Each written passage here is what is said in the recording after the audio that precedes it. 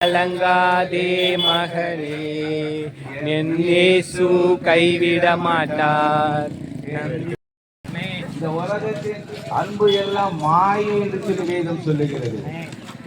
நம்ம நம்பி இருக்கிற மனிதர்கள், நாம் நம்பி இருக்கிற யாராயிருந்தாலும் சரி, அவருடைய அன்பு எல்லாம் ஒரு எல்லை வரைக்கும் கொடுக்க முடியாது.